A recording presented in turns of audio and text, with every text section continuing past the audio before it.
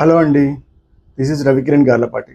GST department మీ input tax క్రెడిట్ని transfer చేసుకోవడానికి యాక్సెప్ట్ చేయట్లేదా? అయితే వీడియో మీకోసమే. ఒక కేసులో రీసెంట్గా కనుక చెక్ చేస్తే కనుక బాంబే హైకోర్టు ఒక కేసులో ఒక వర్డిక్ట్ ఇచ్చిందనమాట, ఒక క్లారిటీ ఇచ్చింది. ఏమనంటే జిఎస్టీ యాక్ట్లో ఒక స్టేట్ నుంచి ఇంకో స్టేట్కి మీ జిఎస్టీ ఐజిఎస్టీ కానీ సిజిఎస్టీ కానీ ట్రాన్స్ఫర్ చేసుకోవడానికి ఎక్కడా స్పెసిఫిక్గా లేదు. సో దీన్ని బేస్ చేసుకుని ఒక కంపెనీ వాళ్ళు ఏం చేశారంటే వాళ్ళ కంపెనీని వేరే కంపెనీకి, వేరే స్టేట్లో ఉన్న కంపెనీకి సేల్ చేశారు. సేల్ చేసిన తర్వాత ఎవరైతే పర్చేజ్ చేశారో ఆ కంపెనీ వాళ్ళు జిఎస్టీ ఇన్పుట్ ట్యాక్స్ క్రెడిట్ని క్లెయిమ్ చేసుకోవాలని ప్లాన్ చేసుకుంటే వాళ్ళు ఏమంటున్నారంటే సిస్టంలో ఒక స్టేట్ నుంచి ఇంకోటి స్టేట్కి ఈ జిఎస్టీని, ఈ ఇన్పుట్ ట్యాక్స్ క్రెడిట్ని ట్రాన్స్ఫర్ చేసే ఫెసిలిటీ లేదు ఆన్లైన్లో అని చెప్పింది అనమాట.